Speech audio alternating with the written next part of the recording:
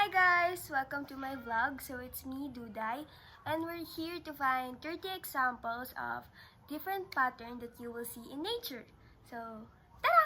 Let's go! So, hi guys! For today's first item, may nakita na akong isang pattern ng nature dito and eto siya. Look closely. Flower ng okra, pero hindi pa siya fully bloom. And I think isa siya sa example ng symmetry, one of the patterns in nature.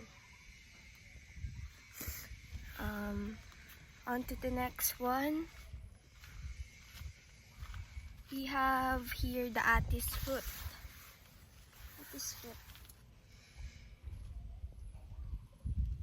Sa tingin nyo, anong pattern niya ng nature?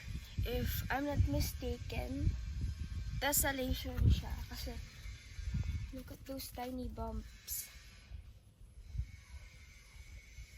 Kala mo random ng pagkaka-arrange niya, pero may pattern siya.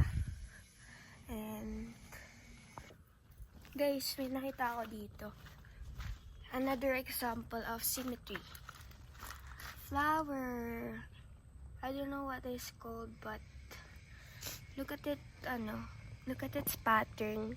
It's very symmetry with each other, right? Pantay na pantay siya. So, another example of symmetry. And, may nakita din ako dito. I don't know what plant is this, but I think this is an example of fractal because of its pattern. Fractals.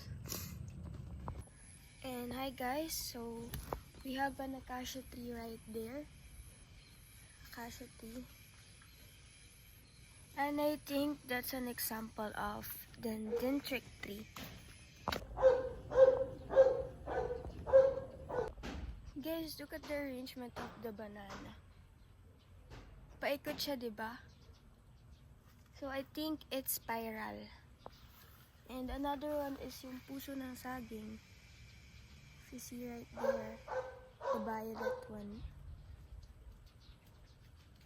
Another example of spiral. Hi guys! I see ulit another example of fractals here. Hindi ko din alam kung ano tawag dito, but I think it's fractals.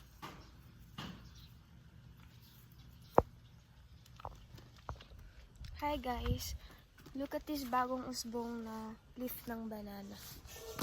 Nakapaikot siya, diba? I think it's also an example of spiral. Hindi ko siya malapitan or mahawakan kasi lalayo siya sa akin, but it's another example of symmetry. Butterfly! Another example of dendritic tree is Argyroban tree right here. And Cereza or Aratilis tree. Hi guys! See this pattern right here? A pattern of a tree. It is an example of cracks. Look at the spots here in the tree. It's an example of one of the patterns in nature, spots.